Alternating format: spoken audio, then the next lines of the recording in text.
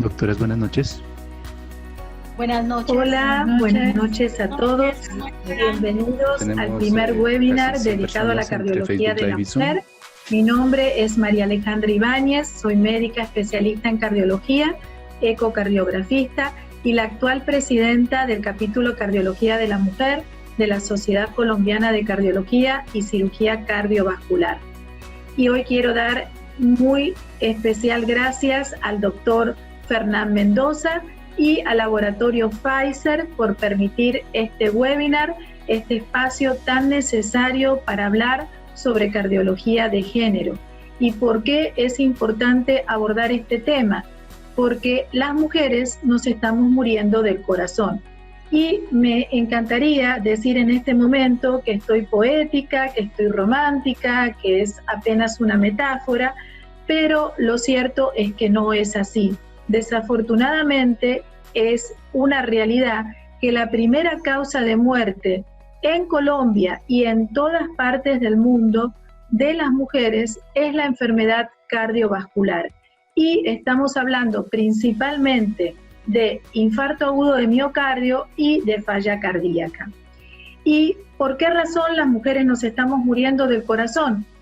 En realidad este es un problema multifactorial que tiene que ver con razones de sexo, con razones biológicas, hormonales, pero tiene que ver mucho con situaciones de género, con lo cultural, con lo social, con lo espiritual, con lo emocional, pero sin duda una de las causas más importantes es lo que hoy vamos a tratar de superar, que es la falta de conocimiento y de reconocimiento de la cardiología de género. Y esto sucede no solo con el personal profesional, sino también con las propias mujeres que muchas veces no somos capaces de reconocer los síntomas de un ataque cardiovascular.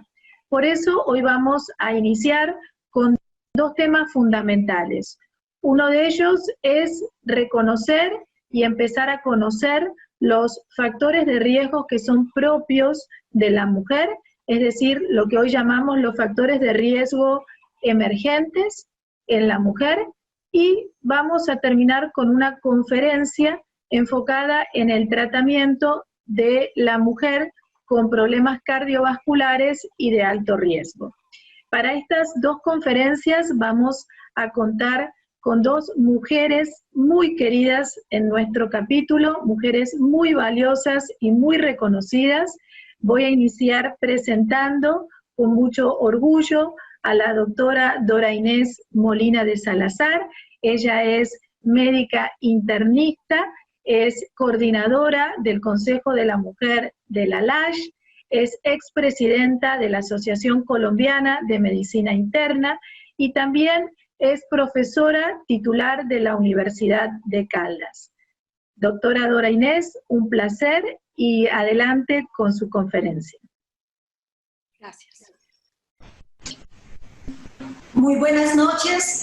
Quiero agradecer a la Sociedad Colombiana de Cardiología, capítulo de mujer, la oportunidad de trabajar este tema con ustedes. Vamos a hablar de la diferencia en el riesgo cardiovascular en la mujer. ¿Qué factores confirman esta diferencia?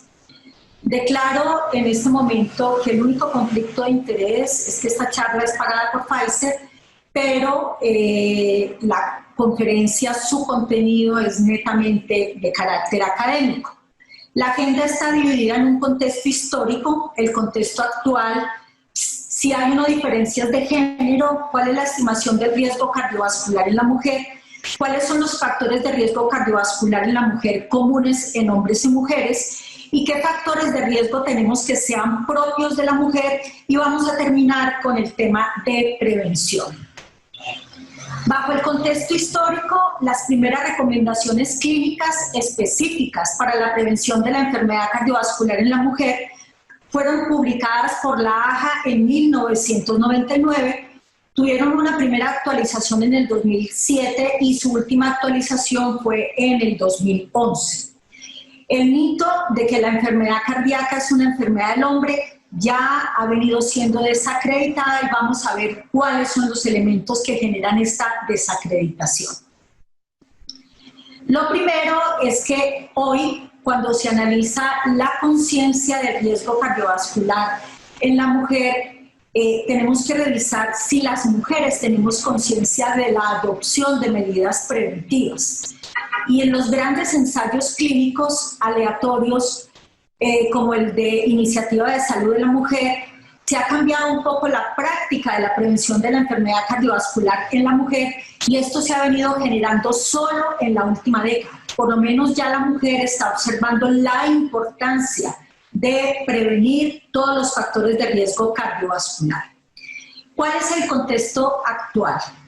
La encuesta de la AJA frente a cuál es la conciencia del riesgo de enfermedad cardiovascular en la mujer en el 2009, que se realizó en 1.142 mujeres mayores de 25 años de edad, solo el 53% de las mujeres dijeron que llamarían al numeral 911 si pensaban que estaban teniendo síntomas de ataque cardíaco. Es decir, el resto de mujeres nunca tenían esa posibilidad ni tenían esa conciencia de realizar esa llamada. Hoy entonces podemos considerar que la enfermedad cardíaca es la causa principal de muerte en mujeres en todos los países desarrollados y la mayoría de las economías emergentes. Hay una clara diferencia anátomo-fisiológica cardiovascular de la mujer que nos permiten generar la diferencia de género. ¿Y cuáles son esas diferencias? Vamos a encontrar diferencias estructurales, como cuáles. El corazón de la mujer es mucho más pequeño y más liviano, alcanza un peso entre 250 y 300 gramos, versus el del hombre, que es más o menos 350 gramos. La masa ventricular en la mujer es mucho más pequeña, son 118 gramos, versus 177 gramos en el sexo masculino. Las arterias coronarias en la mujer son proporcionalmente de menor calibre y tiene unas coronarias con mayor tendencia a la tortuosidad. Y la coronaria derecha suele ser la coronaria dominante en la mujer versus en el sexo masculino, que es la coronaria izquierda. El otro aspecto importante es con relación al tema de funcionamiento. Y ahí encontramos que el consumo de oxígeno en las mujeres es 10 a 15% más bajo, que la respuesta de hemodinámica frente al ejercicio en la mujer es diferente porque hay más aumento de frecuencia cardíaca y tiene un mayor volumen diastólico. Hasta los 50 años las mujeres tienen mayor distensibilidad arterial y a partir de entonces aumenta la rigidez de la pared vascular. Luego de los 60 años, la presión arterial y particularmente la presión arterial sistólica en la mujer es mucho más alta, por ende las mujeres tienen mucho más frecuencia de presentación de hipertensión de carácter sistólico. Frente al riesgo en las mujeres, hoy existe una nueva clasificación de riesgo cardiovascular y decimos que una mujer es de alto riesgo cuando tiene ya un evento cardiovascular documentado como un infarto agudo del miocardio, como un accidente cerebrovascular, o es una paciente diabética tipo 2, o tiene enfermedad renal crónica, o tiene historia de aneurisma de carácter abdominal. Decimos que una mujer está en riesgo cuando tiene presencia de más de un factor de riesgo o cuando la hemos diagnosticado con un cuadro de un síndrome metabólico o cuando tiene una evidencia subclínica de enfermedad vascular, cuando se hace un ecodoppler carotídeo y se encuentran placas ateroscleróticas. Y decimos que una mujer no tiene riesgo, que es el estado ideal de salud cardiovascular, cuando tiene ausencia de factores de riesgo cardiovascular mayor y cuando podemos decir que tiene estilos de vida completamente saludables, es decir, que hace 150 minutos de actividad física a la semana y tiene una dieta adecuada con un consumo de frutas y verduras entre 4 y 5 por día. Para la estimación del riesgo cardiovascular en la mujer, vamos a tener varios elementos. Entonces, esta es la nueva clasificación de la AJA que ustedes ya les acabo de mostrar. Es muy importante que hablemos de que una mujer está en alto riesgo cardiovascular si ya ha tenido una historia de isquemia cerebral transitoria, stroke, enfermedad vascular periférica, aneurisma de aorta, enfermedad renal crónica, diabetes, y hablamos de que los factores de riesgo son importantes identificarlos porque un solo factor de riesgo nos va a decir que nuestra mujer está a riesgo.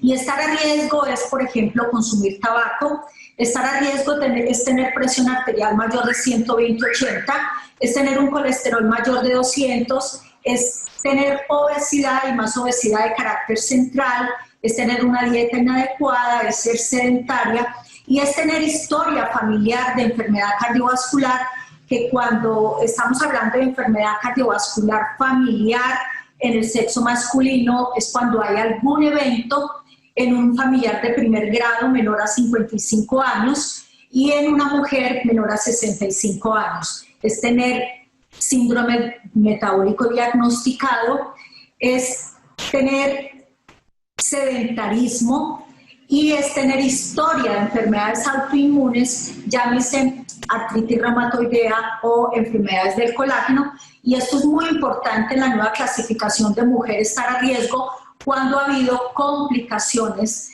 en la etapa reproductiva de la mujer, llámese historia de preeclampsia, diabetes gestacional o hipertensión inducida durante el embarazo. Frente al riesgo cardiovascular, ¿cómo podemos decir que una mujer tiene una salud cardiovascular ideal?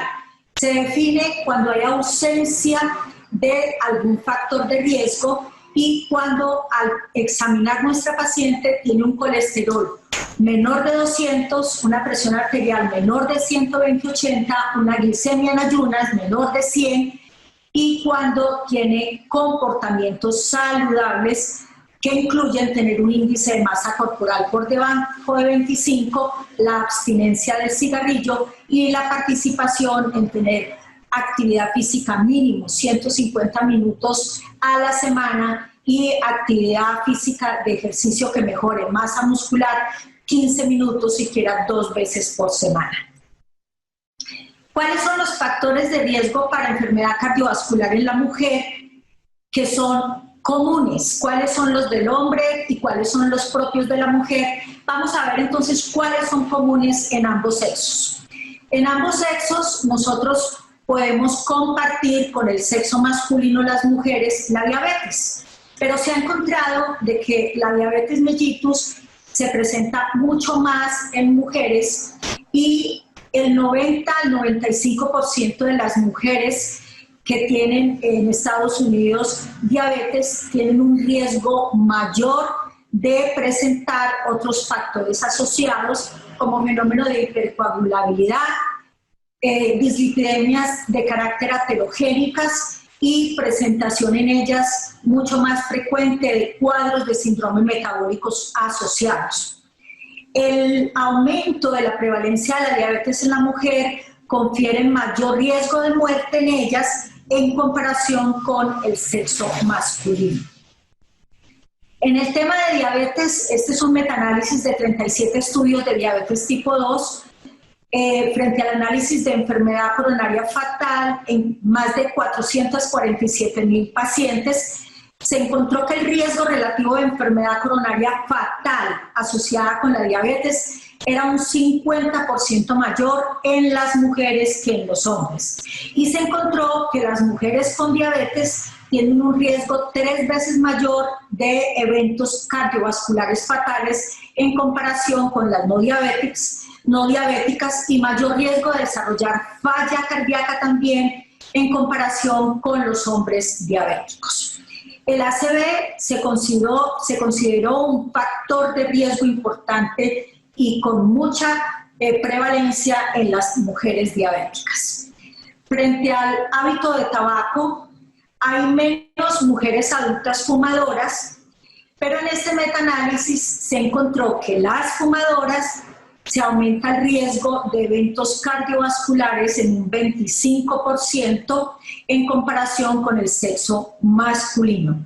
La combinación de consumo de tabaco más el uso de anticonceptivos orales en la mujer tiene un efecto sinérgico sobre el riesgo de presentar infarto agudo del miocardio, ictus y enfermedad tromboembólica venosa. El tabaquismo en la mujer se asocia con una década de vida perdida y el cese del tabaquismo reduce esa pérdida en un 90% de las pacientes. El otro factor de riesgo que vamos a analizar se llama obesidad y sobrepeso. En Latinoamérica se encuentran más de 130 millones de personas que son víctimas, tanto del sobrepeso como la obesidad. En Colombia estamos hablando de que un 50% de nuestra población colombiana está entre sobrepeso y obesidad, y esto está asociado con el riesgo de desarrollar eventos cardiovasculares en nuestras mujeres y se ha encontrado más prevalente en los países de ingresos bajos y medianos. En el estudio Framingham se encuentra que el 64% de las mujeres, en comparación con el 46% con los hombres que tenían obesidad, se aumentó en ellos el riesgo relativo de presentación de enfermedad coronaria. Hay entonces una clara asociación entre este factor de riesgo con el desarrollo de enfermedad coronaria. El otro factor de riesgo que vamos a analizar se llama sedentarismo o inactividad física. Es recomendable por las actuales guías que una mujer camine por lo menos 150 minutos a la semana de una actividad aeróbica de intensidad moderada, y una de estas actividades puede ser caminar, o 75 minutos de actividad aeróbica de intensidad vigorosa, que puede ser correr o en combinación de ambos. También se recomienda, como les había mencionado previamente, ejercicios que mejoren fuerza muscular, que mejoren masa muscular, y sería 2 veces a la semana de a 15 minutos cada vez. Se ha encontrado que la inactividad física es mayor en mujeres que en hombres, y que esta inactividad física incrementa el riesgo de presentar enfermedad cardiovascular en la mujer. El otro factor de riesgo cardiovascular que vamos a analizar se llama hipertensión arterial, y aquí hay un tema bien importante, y es que la vasodilatación arterial depende de una sustancia que es el óxido nítrico, que es la sustancia vasodilatadora endógena más potente que nosotros tenemos y que se pierde cuando la mujer llega a la etapa de la menopausia. Por lo tanto, las mujeres siempre desarrollan hipertensión arterial alrededor de una década después que los hombres, es decir, muy coincidente con la pérdida de ese óxido nítrico, con la disfunción estrogénica, con esa pérdida de estrógenos que hace que en la mujer 10 años después del hombre presente hipertensión arterial, y que sea una hipertensión que es muchas veces de difícil control. Se ha encontrado entonces que en la mujer las cifras de presión arterial mayores a 140/90 son más difíciles de controlar, y generalmente son en personas mayores de 80 años, y esto depende mucho entonces de esa pérdida estrogénica. El otro factor de riesgo mayor que vamos a revisar se llama dislipidemia, y se ha encontrado que el trastorno de los lípidos tiene un riesgo más alto en las mujeres, en un 47,1% en comparación con los otros factores de riesgo para el desarrollo de enfermedad cardiovascular. El tratamiento farmacológico de la dislipidemia siempre se debe generar en pacientes mujeres que estén en cuadros de prevención secundaria. Se ha demostrado que es importante este manejo para evitar la presentación de eventos cardiovasculares, y en prevención primaria solamente están limitados y se hace solamente acorde al riesgo cardiovascular que hayamos clasificado en nuestra mujer. ¿Cuáles son entonces los factores propios de la mujer? Acabamos de terminar los factores que son comunes en sexo masculino y en sexo femenino. Vamos a entrar a revisar los que son propios de la mujer. En la mujer tenemos factores muy importantes, como por ejemplo el parto pretérmino. Se ha condicionado que complica entre un 5 al 12% de los partos en todo el mundo, y que los principales mecanismos propuestos en el parto pretérmino se han generado por procesos inflamatorios, infecciosos, enfermedades vasculares. Un estudio reciente concluye que el parto pretérmino hoy lo podemos considerar un factor de riesgo independiente para morbilidad cardiovascular a largo plazo, y que las hospitalizaciones relacionadas por causas cardiovasculares muchas veces tienen relación con mujeres que tuvieron varios partos pretérmino. El otro factor de riesgo son los trastornos hipertensivos del embarazo. Entonces hay que siempre, nuestras mujeres con riesgo cardiovascular, preguntarles por historia de hipertensión gestacional, historia de hipertensión crónica, historia de preeclampsia. Y en este metaanálisis de más de 198,000 mujeres, concluyen que la preeclampsia tiene 3.7 veces más riesgo de desarrollar hipertensión arterial 14 años después de que la mujer tuvo su embarazo, 2.16 veces más riesgo de presentación de cardiopatía isquémica después de 12 años de la preeclampsia, 1.81 veces más riesgo de ictus después de 10 años de la preeclampsia y 1.79 veces más riesgo de tromboembolismo venoso después de 5 años de la preeclampsia.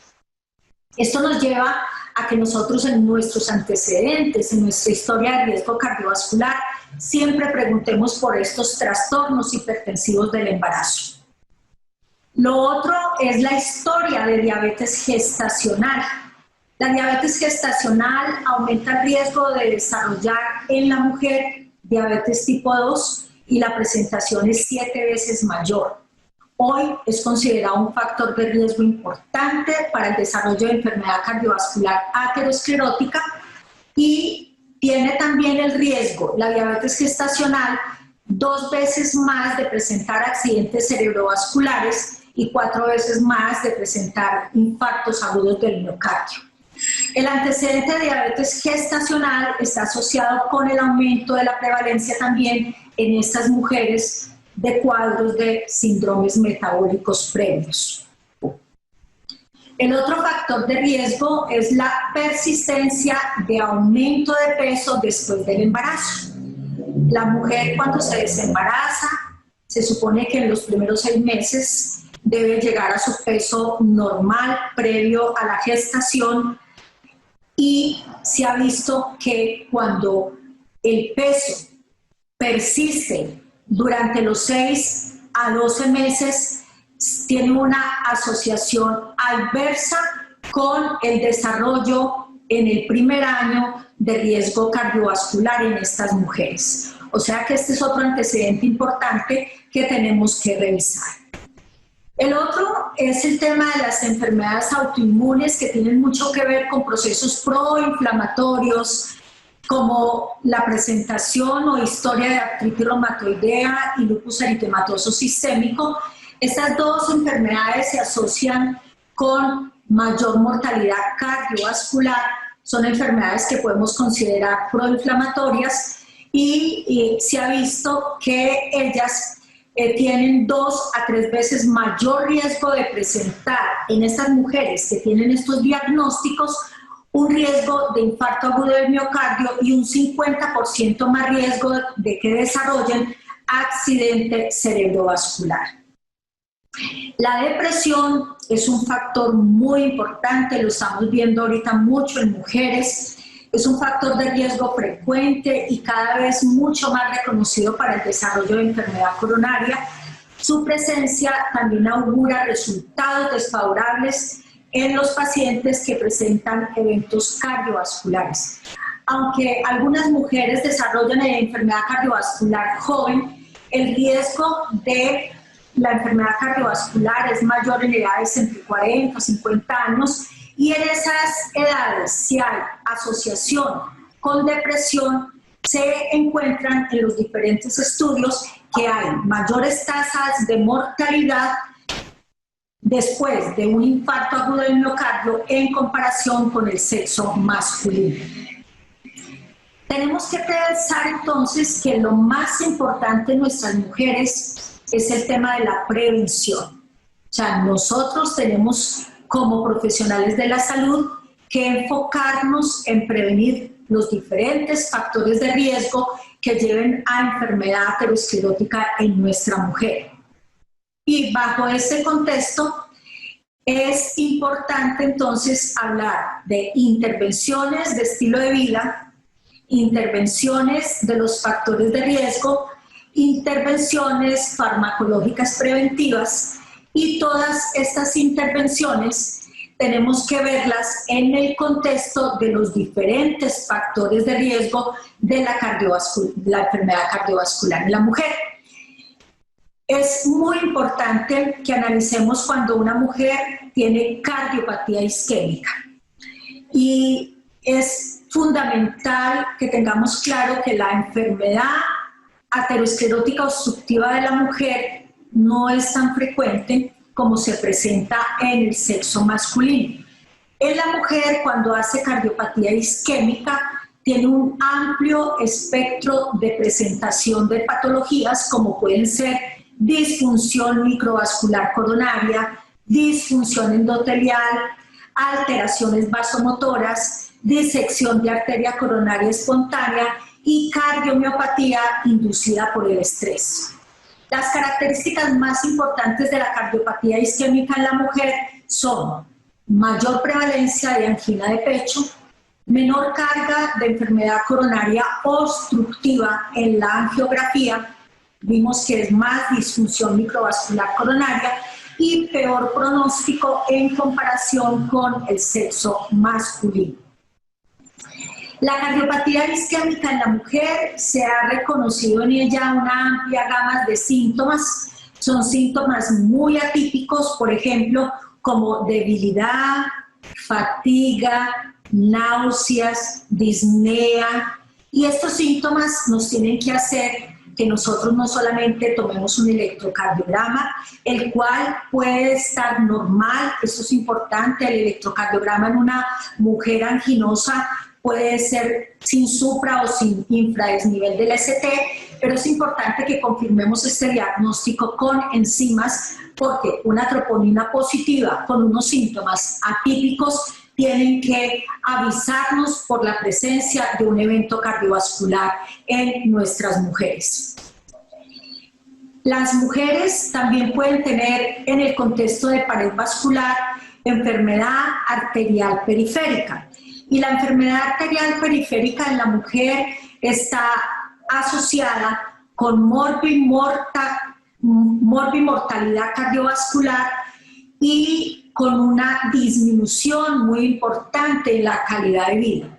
Estudios recientes han mostrado que la sintomatología muchas veces es variada, que en algunas oportunidades solamente hay un ligero dolor, pero que en algunas mujeres sí se presenta claudicación intermitente, que pueden ser en algunas oportunidades, como les había dicho, síntomas atípicos o mujeres asintomáticas, y que cuando tengamos factores de riesgo que nos indiquen que hay posibilidad de enfermedad de la pared vascular periférica, siempre realicemos el examen del índice tobillo-brazo, que menor de 0.90 es anormal y nos está indicando una presencia de enfermedad arterial periférica. El accidente cerebrovascular en la mujer es muy frecuente, tiene una mayor incidencia en sexo femenino versus la comparación con el sexo masculino, y mucho más frecuente en mujeres posmenopáusicas mayores. Hay que revisar que estas mujeres que hacen accidente cerebrovascular no tengan historia de fibrilación auricular, y en ellas, cuando hay la asociación de FA con accidente cerebrovascular, se ha encontrado que hay una tasa de mortalidad muchísimo más alta con relación al sexo masculino. El accidente cerebrovascular en la mujer se recomienda por las diferentes guías de la AJA, por la presentación tan frecuente en las mujeres, muchas veces hacer una puntuación específica de riesgo en ellas, que son mucho más específicas para las mujeres, y en esa puntuación de riesgo siempre se analiza la historia de lo que habíamos visto en etapa reproductiva de la mujer, todos los factores de riesgo durante el embarazo y durante el puerperio, porque esto nos da una puntuación importante en el momento cuando hay historia de diabetes gestacional, historia de hipertensión en el embarazo, preeclampsia, dan unos puntos mayores y un riesgo mayor para la presentación de accidente cerebrovascular en nuestras mujeres. El aneurisma de aorta abdominal en las mujeres se presenta en una forma o en un tiempo mucho más tardío que en el sexo masculino. Se ha encontrado que tiene un peor pronóstico en las mujeres, y en este metaanálisis se mostró que el riesgo anual de ruptura del aneurisma de aorta abdominal en aneurismas de más de 5 centímetros fue del 18% mayor en las mujeres, ese riesgo de ruptura, frente al 12% en el sexo masculino. El aneurisma de aorta abdominal en las mujeres, es importante que pensemos en él, que hagamos diagnósticos tempranos, porque el pronóstico es mucho más grave, sobre todo en procedimientos quirúrgicos. Se ha visto que el género femenino tiene un predictor independiente. En este aneurisma la muerte en el hospital es muchísimo más alta. Si la mujer presenta ruptura, el riesgo de mortalidad es muchísimo más alta que en el sexo masculino, pero lo más importante es que también pensemos que así como el infarto de agudo del miocardio muchas veces es infradiagnosticado en el sexo femenino, también el aneurisma de aorta abdominal en las mujeres también es muchas veces infradiagnosticado en el sexo femenino. Hoy estamos en todos los países desarrollados y no desarrollados en el mundo enfrentando un tema que se llama las enfermedades crónicas no transmisibles. Los diferentes ministerios y organizaciones de salud están trabajando en mesas para mirar cómo se enfrenta el riesgo cardiovascular en la mujer, que hoy es considerado el reto del milenio. Y desde ahí nace un trabajo desde hace muchos años muy interesante en la Sociedad Colombiana de Cardiología, que es la conformación del capítulo de la mujer, pensando que la diferencia de género es fundamental y que nosotros tenemos que trabajar hoy más que en diferencias biológicas, en una medicina de género que nos permita tener un enfoque completamente diferencial en lo que corresponde a todos los factores de riesgo cardiovascular en nuestras mujeres. La enfermedad cardiovascular en la mujer tenemos que enfocarla desde etapas muy tempranas, es decir, tenemos que hacer o generar medidas de prevención. Mahatma Gandhi decía, nosotras tenemos que ser el cambio que queremos ver en las mujeres. Es decir, nosotras como mujeres tenemos que mirar desde cuándo y en qué momento tenemos que hacer la revisión de nuestras mujeres para poder hacer una prevención primordial y para poder prevenir la presentación de eventos cardiovasculares. Es así como el estudio PURE, un estudio de registro muy importante a nivel mundial, muestra cómo hay unos periodos críticos en nuestras mujeres. Uno de los periodos críticos es las primeras semanas de gestación, es decir, todo el embarazo, los primeros 2 años de vida. Pero también se considera una ventana única de oportunidad el hecho de que nosotros a nuestras mujeres las preparemos previas a la etapa de la concepción. Una mujer que quiera concebir tiene que analizar sus factores de riesgo, mirar que no tenga hipertensión arterial, que no sea diabética, que no sea hipotiroidea, que no tenga dislipidemia, que no tenga diabetes, y si tiene estos factores de riesgo, que los tenga debidamente controlados. ¿A qué se refiere la ventana única de oportunidad? Es una ventana que se tiene para moldear y mejorar la salud a corto y largo plazo, dado que si una mujer va bien preparada a un proceso de gestación, durante esa formación y multiplicación celular se va a formar una célula madre pluripotente con unas características específicas interesantes.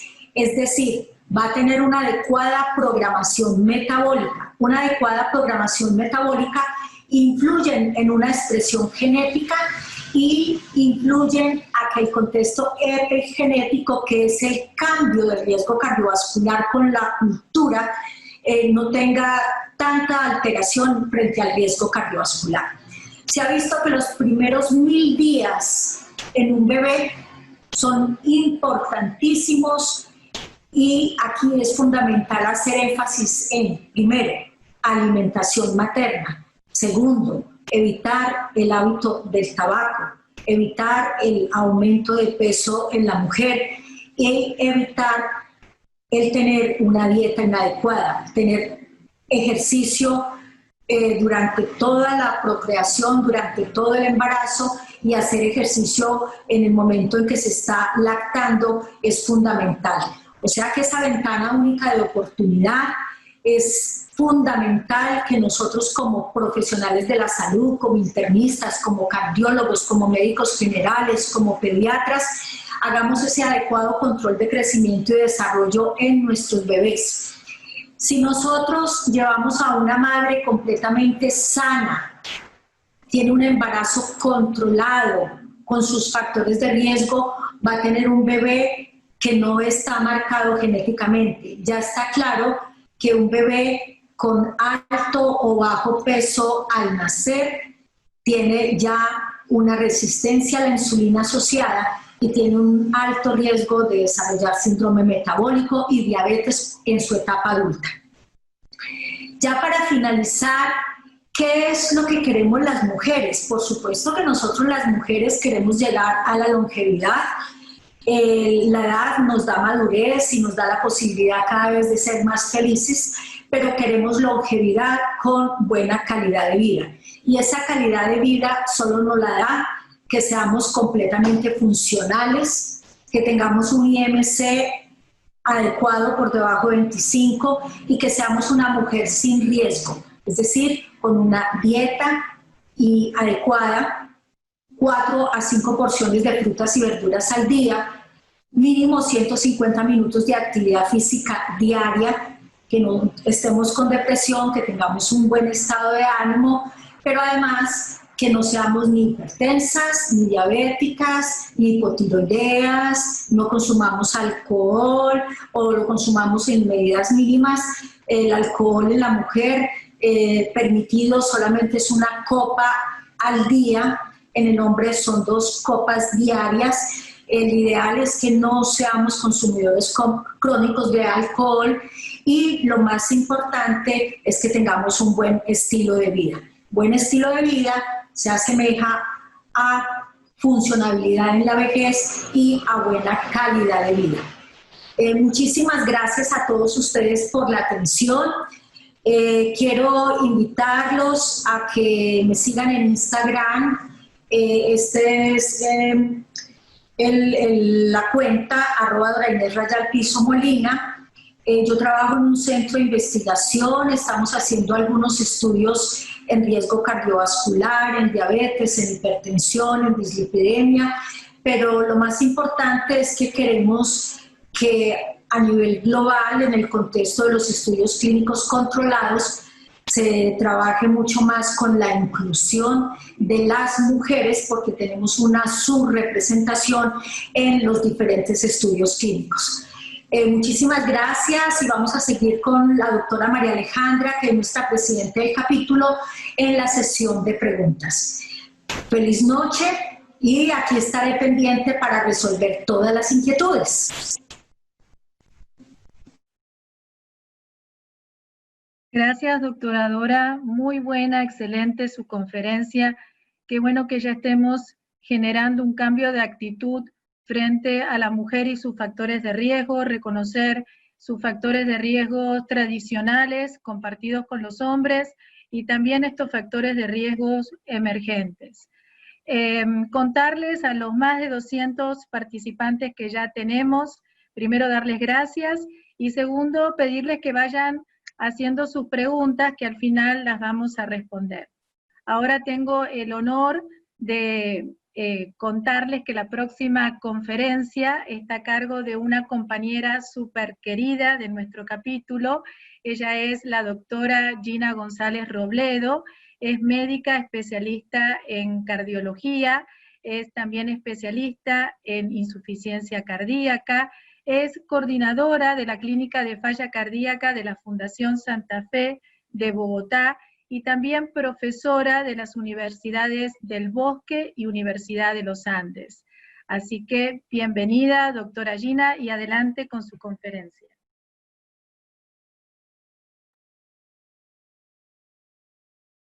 Muy buenas noches a todos. A continuación voy a hablarles acerca de la intervención terapéutica en mujeres de alto riesgo y he seleccionado un caso clínico de insuficiencia cardíaca que es en el área en el que me desempeño habitualmente para tratar de puntualizar algunos retos y cuestionamientos sobre el tratamiento de la insuficiencia cardíaca en la mujer que espero que sean de mucha utilidad para su práctica clínica diaria. No tengo conflictos de interés para esta presentación. Y quiero hablarles sobre Betty. Es una mujer de 45 años que conocimos en el 2018 en enero en la clínica de falla cardíaca, 60 kilos, 1,66 de estatura, y ella nos hablaba acerca de una historia que comenzó en el mes de abril del año anterior. Nos comentaba que tuvo un infarto agudo de miocardio con elevación del ST. Ella inicialmente consultó a un hospital que le ofreció trombolisis. Esta no fue exitosa y fue referida para una angioplastia de rescate a otro centro. Allí realizan una arteriografía coronaria que no muestra lesiones en epicárdicas significativas y un ecocardiograma que es reportado como con una aquinesia apical y una fracción de eyección del 25%. Betty hasta ese momento no tenía ninguna historia cardiológica a nivel personal.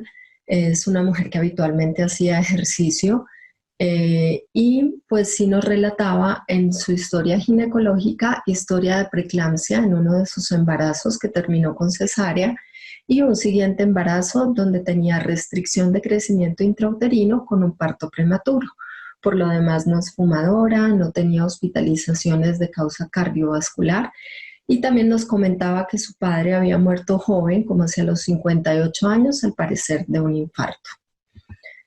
Betty se fue a la alta hospitalaria con una dosis baja de enalapril de 2.5 veces al día, sin estatina ni antiagregación.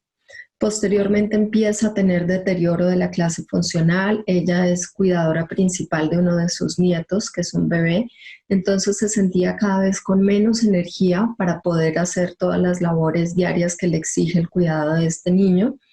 Y empezó a tener algunos episodios recurrentes de retención de líquidos, principalmente edema de miembros inferiores. Consultó ambulatoriamente, le hicieron un nuevo ecocardiograma ya en septiembre que mostraba remodelado del casquete apical con la presencia de un trombo y requirió algún tiempo anticoagulación. Dentro de este tiempo hubo un episodio de hospitalización por descompensación de falla cardíaca. Posteriormente, la clase funcional continuaba deteriorada. Hicieron una cardioresonancia que mostró un 25% de fracción de eyección con una cicatriz muy amplia a nivel apical y dilatación de cavidades. Posteriormente, ante ese deterioro progresivo de la clase funcional y esa sensación ya de tener algo comprometida su autonomía, decide consultar a la clínica de falla cardíaca para un segundo concepto, refiriéndonos además que tenía infecciones respiratorias recurrentes. Hasta este momento, de acuerdo con los lineamientos de las sociedades científicas, tenemos varios puntos clave en los cuales hay que actuar en el marco de un infarto agudo de miocardio, pero parece que aquí hay algunas debilidades. Este es el ecocardiograma de Betty, donde ustedes pueden ver pues, una importante disminución de la fracción de eyección del ventrículo izquierdo, con un ventrículo que se ve remodelado, un apex akinético, con una contractilidad muy disminuida también en nivel septal. y pues también además tenía una insuficiencia mitral severa.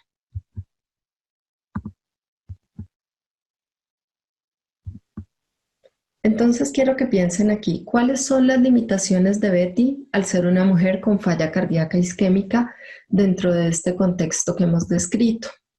Y quiero que se tomen aquí un tiempo también para ver esta ilustración que hace parte de una publicación del año pasado que habla sobre falla cardíaca en la mujer, concretamente hablando sobre algunas características diferenciales como son la etiología, el peor comportamiento de la función renal, condiciones asociadas como la ansiedad y la depresión que son muy importantes y la observación de cambios en el tratamiento, particularmente con los diuréticos, con la digoxina, con los anticoagulantes y también con los dispositivos, y de eso vamos a hablar ahora.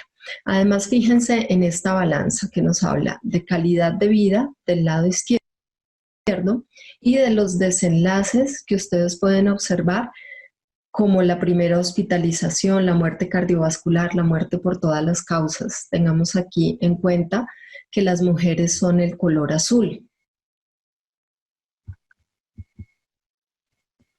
Y para ponernos aún más en contexto, entonces tenemos estos datos publicados este año con relación a la prevalencia de falla cardíaca en hombres y mujeres en los Estados Unidos, donde aquí el porcentaje, la barra que pertenece a la gráfica de la mujer es el color rojo, a la inversa de la gráfica anterior, pero particularmente fíjense ustedes en cómo esta barra se hace creciente cuanto más longevas son las pacientes.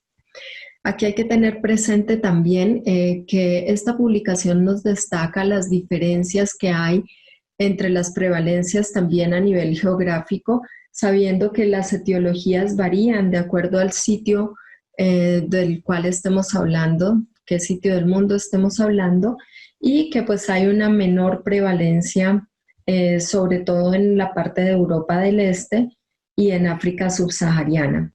La cardiopatía isquémica es muchísimo más frecuente en Europa y en los Estados Unidos, y pues también tenemos unos datos relativamente similares en nuestro país. Aquí ustedes pueden ver que la falla cardíaca es la tercera causa de muerte en estas poblaciones que son principalmente de los Estados Unidos. Primero está la enfermedad coronaria, el ictus y de tercer lugar la falla cardíaca. Fíjense cómo es la variación de la publicación 4 años atrás, donde falla cardíaca de un 7% ahora pasa a un 9.4%. Y estas son gráficas también que nos ilustran las altas hospitalarias en general por enfermedades cardiovasculares y discriminado abajo en hombres y mujeres en los Estados Unidos. De este lado pues tenemos también la prevalencia de enfermedad coronaria.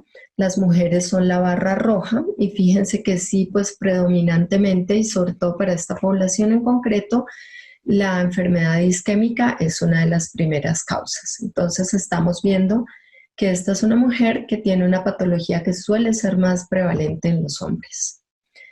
Una mujer muere cada minuto por enfermedad cardiovascular en los Estados Unidos, pero además hay una serie de variables que también están condicionando esa mortalidad, la morbilidad y en general el pronóstico y la calidad de vida de las mujeres. Quiero que vean ustedes aquí un dato que es supremamente importante para empezar a hablar de este tema, y es el porcentaje de mujeres que están reclutadas en los principales estudios de falla cardíaca.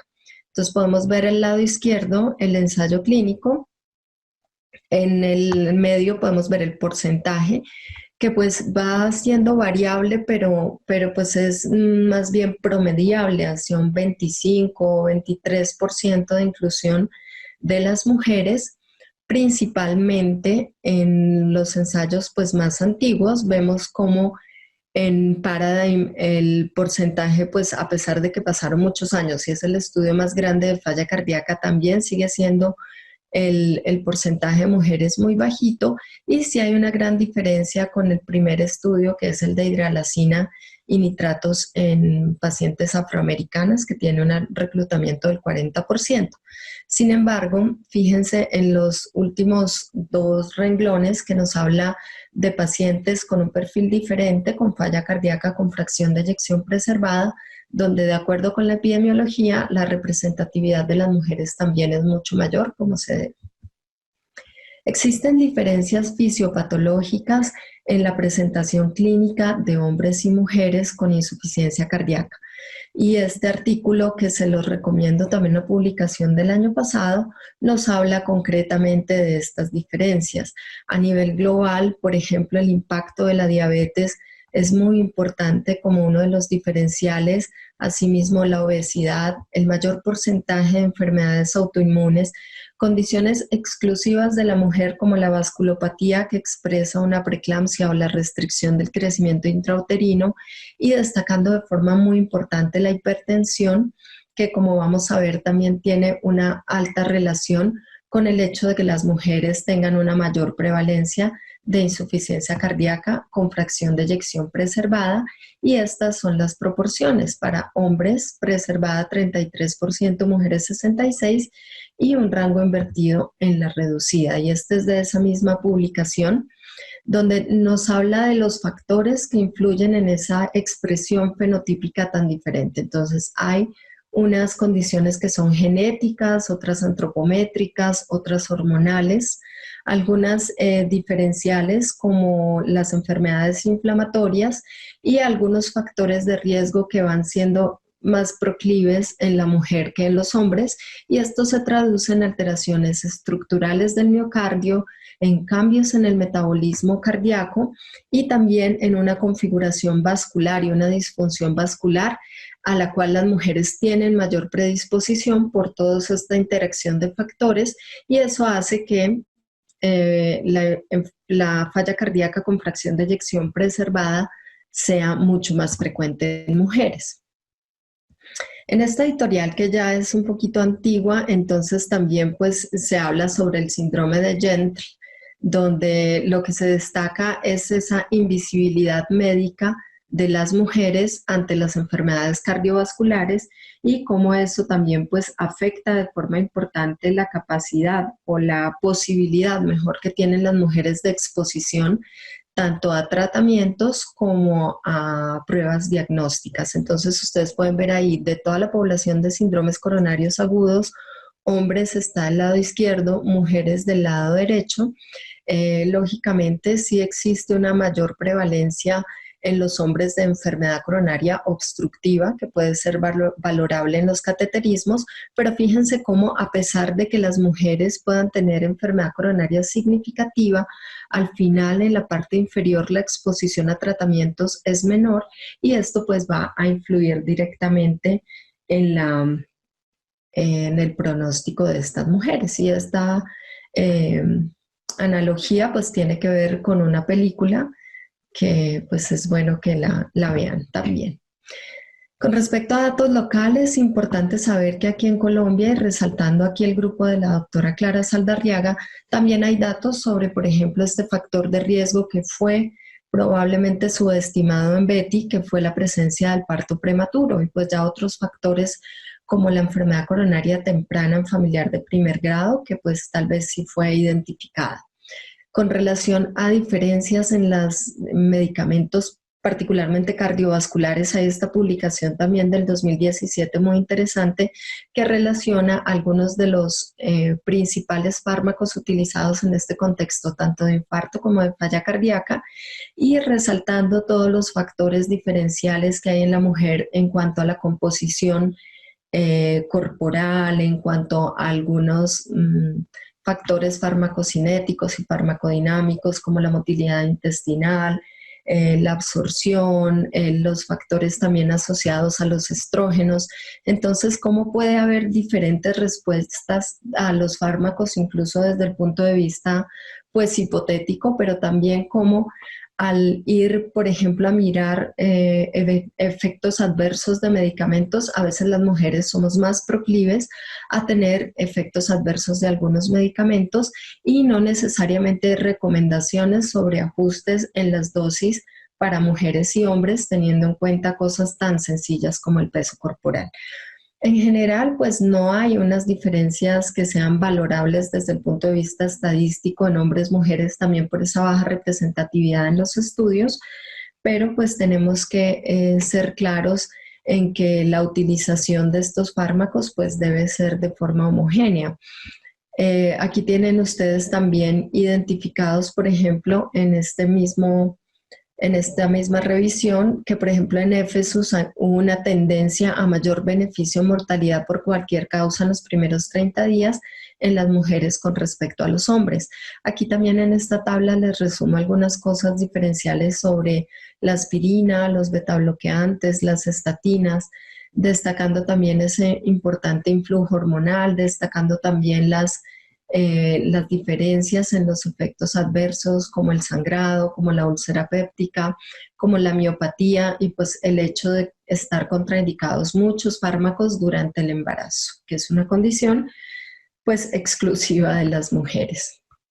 Con relación a estudios más nuevos y este estudio que es el Paradigm, que ha reclutado el mayor número de pacientes a lo largo de la historia de la falla cardíaca, pues ustedes también tener presente acá el porcentaje de las mujeres no ha cambiado, a pesar de que hace mucho tiempo se sabe que la representatividad es baja, lastimosamente. Sin embargo, si miramos por distribución geográfica a nivel de Latinoamérica, la representatividad es proporcionalmente un poco mayor que en otros países.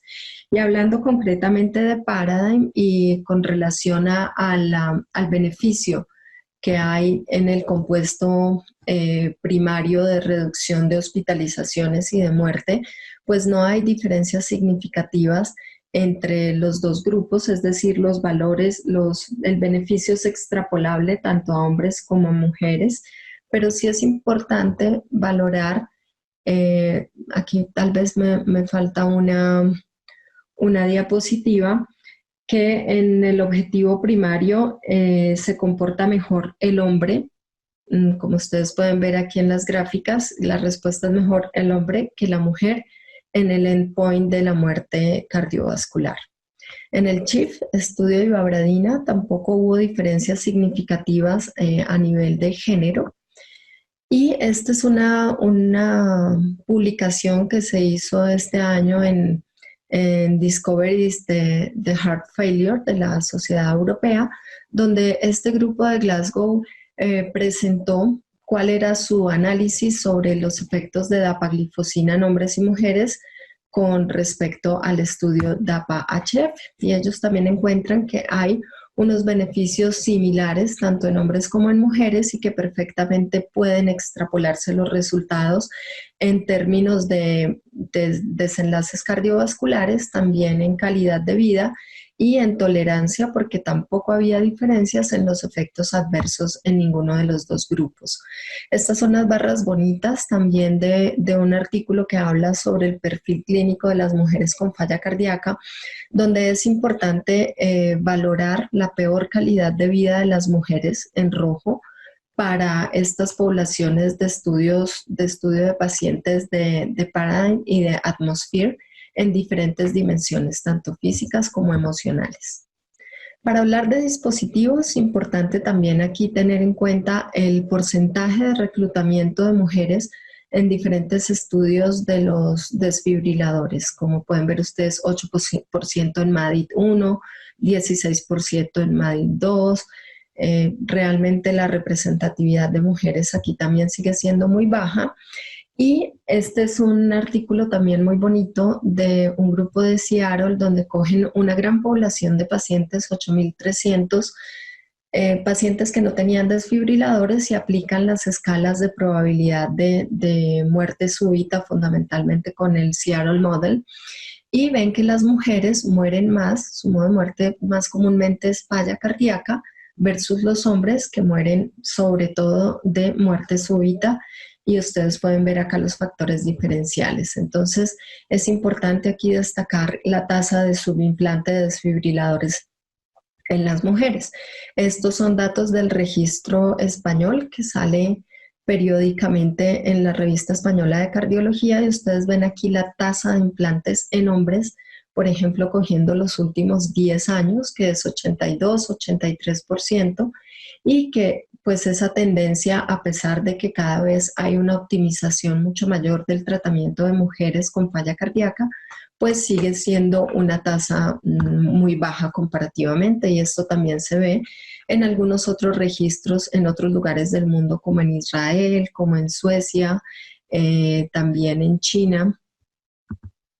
Y esto pues tiene varias explicaciones también, y aquí pues volvemos a esta parte epidemiológica, que las mujeres tienen un mayor porcentaje de PEF, y sobre todo cuando se van haciendo mucho más longevas, entonces allí ya hay un gran grupo que no es candidato a ese dispositivo.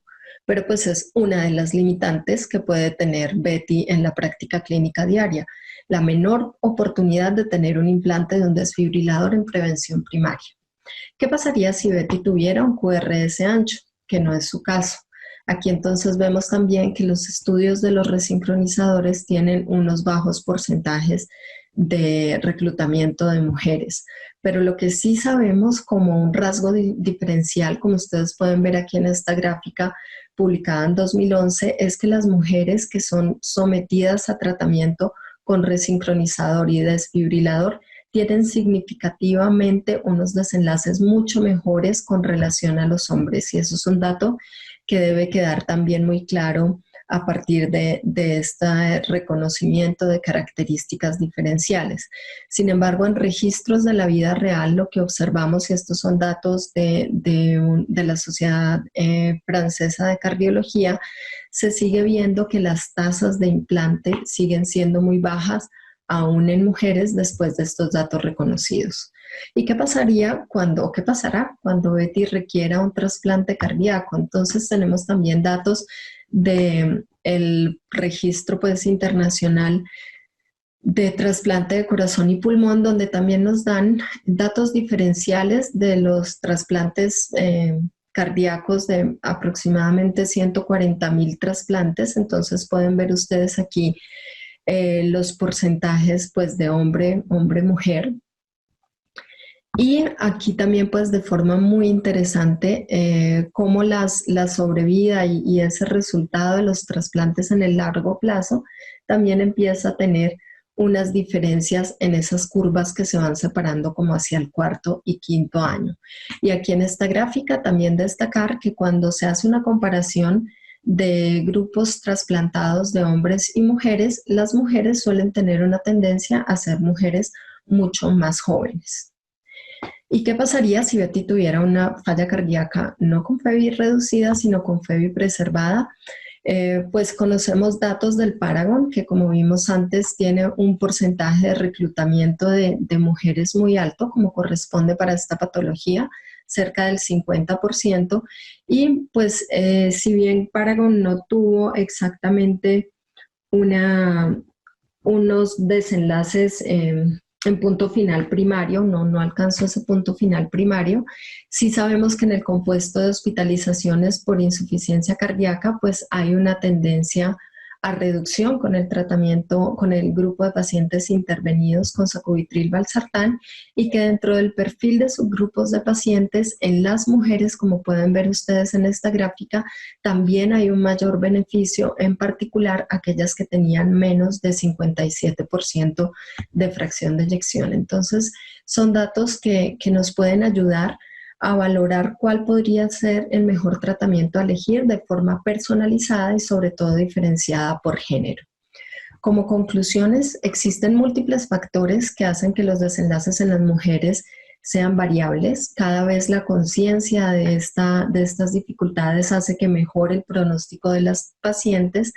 Hay diferencias en la expresión clínica y podemos ayudar a personalizar el tratamiento con base en la evidencia clínica disponible, pero es un hecho que se pierden muchas oportunidades en las mujeres en el tratamiento basado en la evidencia, pero además también tenemos un gap importante en la educación y en la información, porque también las mujeres tienen una serie de limitantes y condicionantes sociales que ya vimos que van a afectar su pronóstico. Muchísimas gracias por su atención, y este es mi grupo de la Clínica de Falla Cardíaca de la Fundación Santa Fe de Bogotá.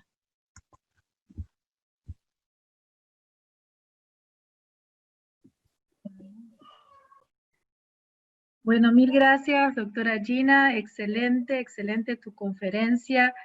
Sobre todo que abordaste el caso de una mujer joven de 45 años y precisamente en la mujer joven, menor de 55 años, es donde estamos viendo que en los últimos años nos hemos estancado en mortalidad. Así que muy bueno tu caso para tomar conciencia de esta realidad. Vamos a pasar a la sección de preguntas. Vamos a tratar de dar lo que más se está preguntando en este momento. Acá hay una pregunta para la doctora Dora Inés. ¿Cuál es el papel de la actividad física en el riesgo cardiovascular de la mujer? El volumen. Ahora sí. Es muy importante esta pregunta porque el riesgo cardiovascular en la mujer tiene una relación directa con cuadro de sedentarismo. Se ha encontrado como las mujeres hipertensas, diabéticas, que tienen enfermedad cardiovascular, ACV, si no hacen actividad física, las que están en prevención secundaria, tienen un porcentaje muy alto, más del 40% del riesgo de presentar nuevos eventos.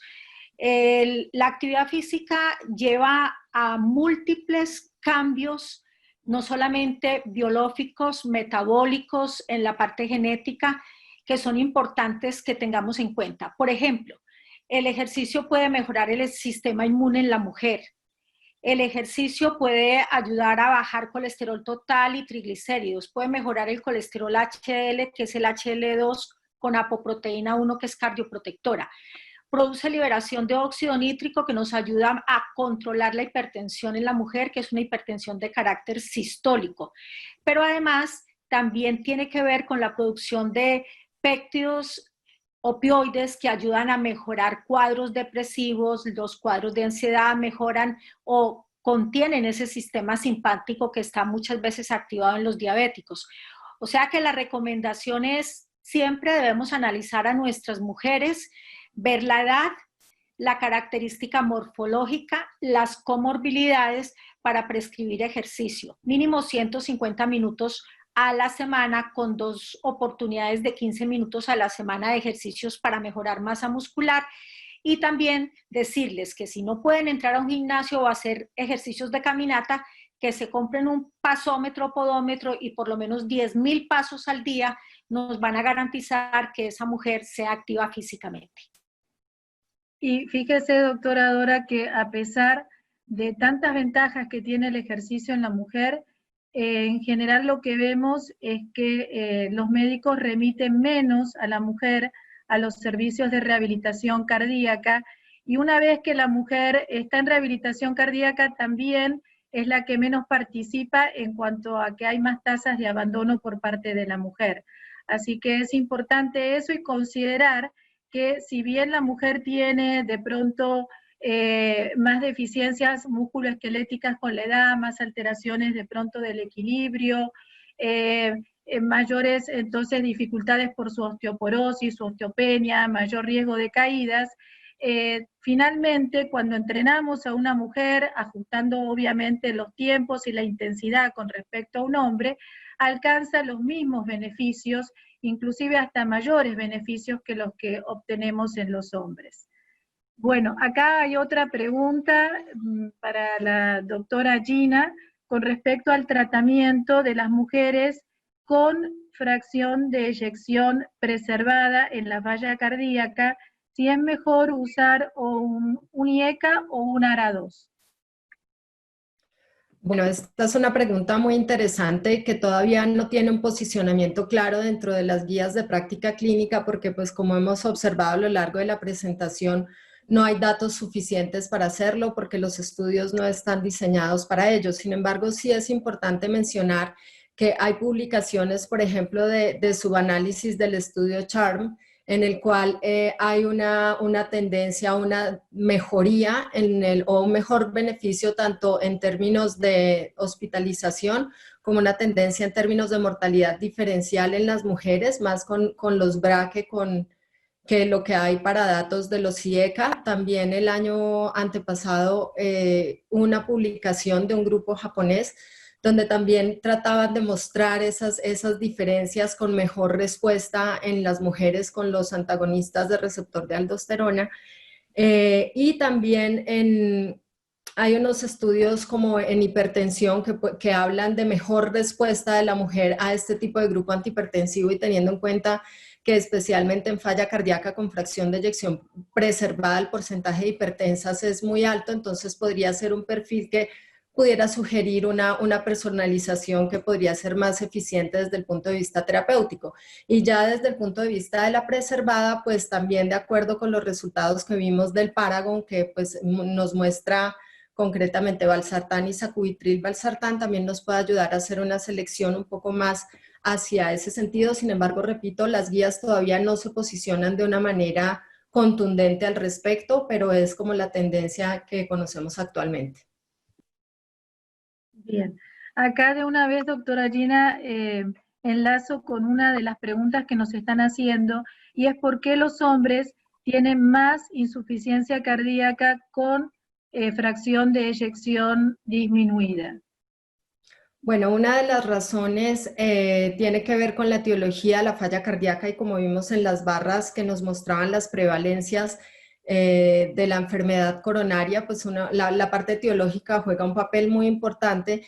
También en uno de los artículos que yo les mostraba de las diferencias de género en la fisiopatología cardiovascular, postulan que las mujeres tienen una menor resistencia al daño miocárdico, que tienen mejor respuesta a la angioplastia primaria, que tienen una menor tendencia a ese remodelado excéntrico que puede ser mucho más deletéreo.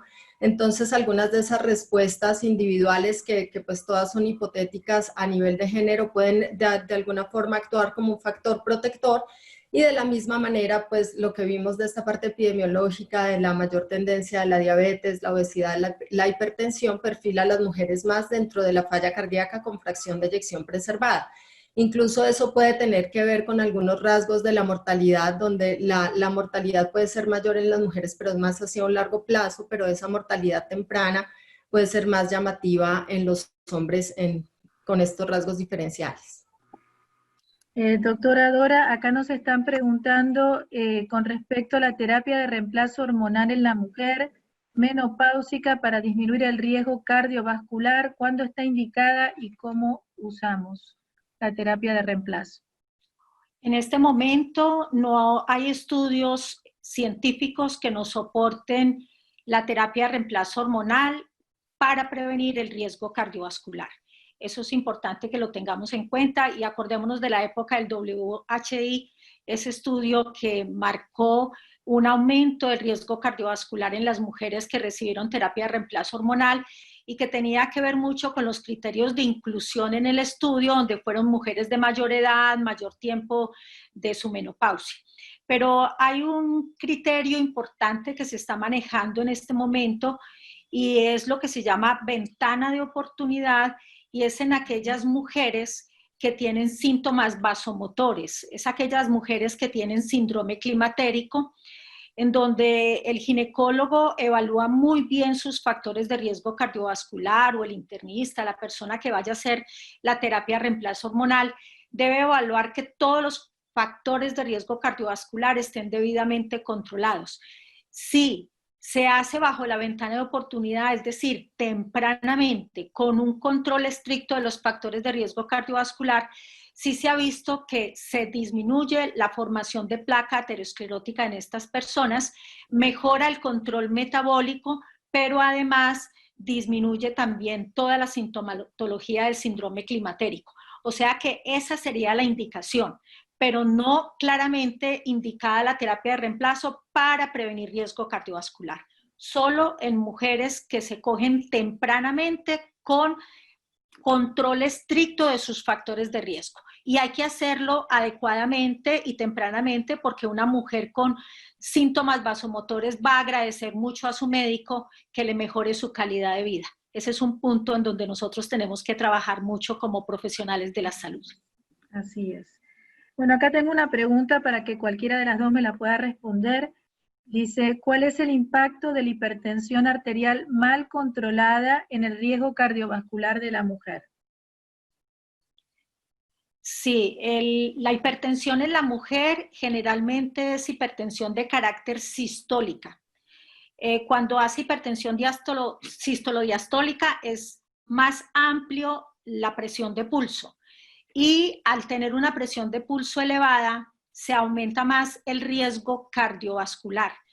Es importante tener en cuenta también que es una hipertensión a veces de más difícil manejo y que puede estar asociado con la presentación de accidentes cerebrovasculares que implican mucha discapacidad y pérdida de funcionalidad en nuestras mujeres. Y también lleva a cuadros de falla cardíaca. Y ahí sí dejo entonces a la doctora Gina, porque generalmente las mujeres hipertensas hacen cuadros de disfunción diastólica y esto puede llevar a cuadros de falla cardíaca.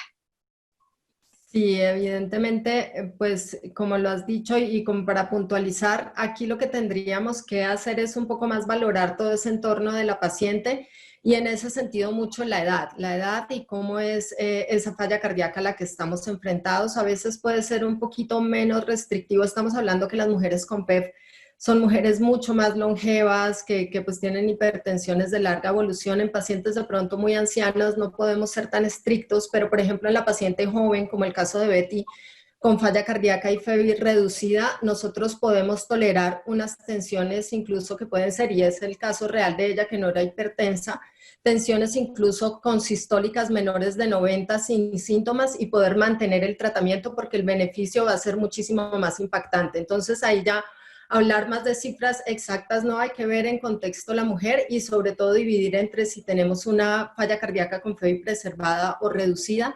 No tener miedo en los reducidos de las hipotensiones no sintomáticas porque a veces limitan mucho la consecución de las dosis objetivo y eso pues está relacionado con la respuesta y con el pronóstico que podemos modificar sobre todo en estas pacientes con reducida. Perfecto. Bueno, en aras del tiempo quedaron preguntas, pero contarles a los asistentes que este es nuestro primer webinar, pero de ninguna manera el último, así que en los futuros webinars yo sé que muchas de las preguntas que acá quedaron se van a ir respondiendo, y quería compartirle, Jorge, por favor, me compartes pantalla, te agradezco.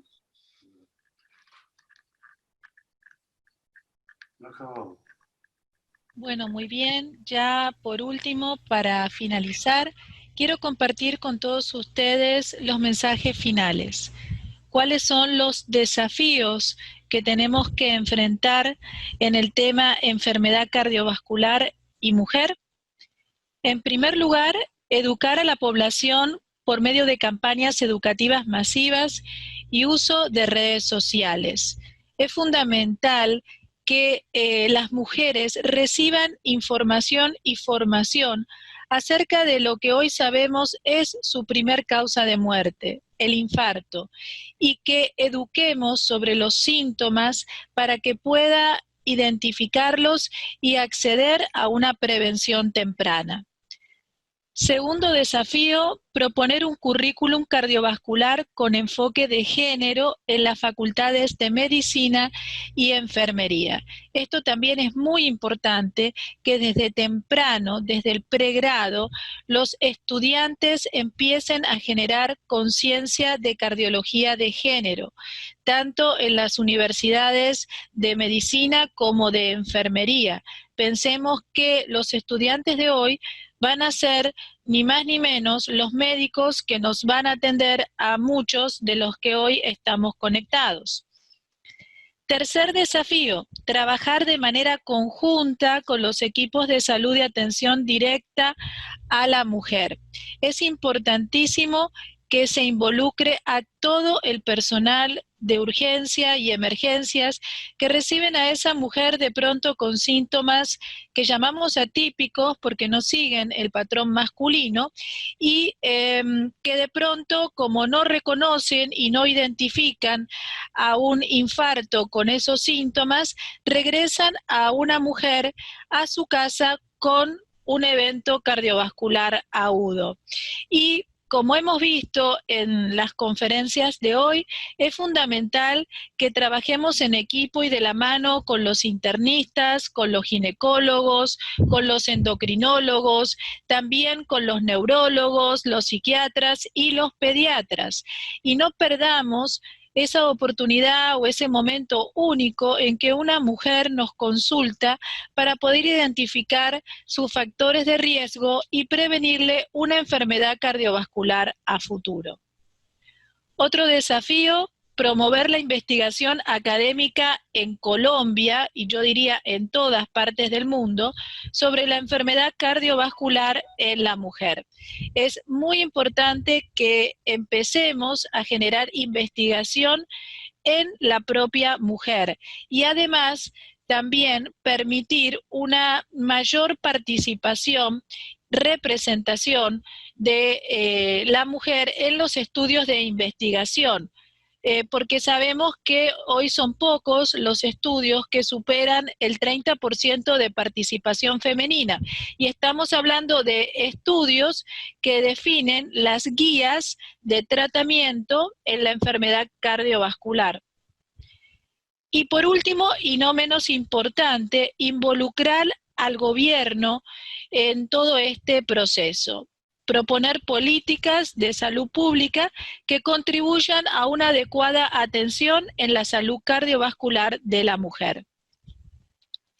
Las mujeres somos las principales administradoras y educadoras en las familias. Desde el capítulo Cardiología de la Mujer, trabajamos en forma incansable para lograr que este mensaje se difunda y generar conciencia de género en la cardiología.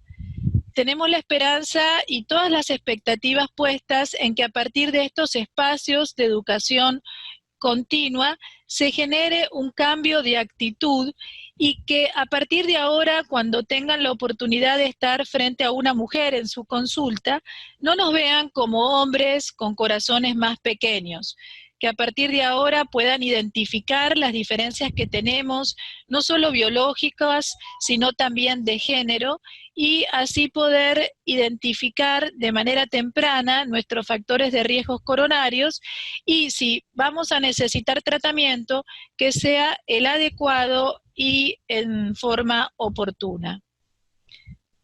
Y resulta que el alcance del beneficio de tratar bien a las mujeres va más allá de las propias mujeres. El impacto de mejorar la salud cardiovascular y modificar el estilo de vida de las mujeres puede modificar la salud de todo un país. ¿Será que entonces es necesario un enfoque de género en la enfermedad cardiovascular y en la mujer? La respuesta definitivamente es sí, es necesario y más que necesario, es urgente. Hemos finalizado aquí nuestro primer webinar. Le quiero dar muchas gracias a cada uno de los asistentes por estar conectados en esta noche, que definitivamente fue una noche vestida de rojo. Gracias a la Sociedad Colombiana de Cardiología y Cirugía Cardiovascular, a su presidente, el doctor Fernán Mendoza. Gracias al laboratorio Pfizer por su apoyo en la educación continuada. Y los invito a seguirnos en Cardiomujer Capítulo a través de las redes sociales y también a acompañarnos en los futuros webinars. Muy buenas noches.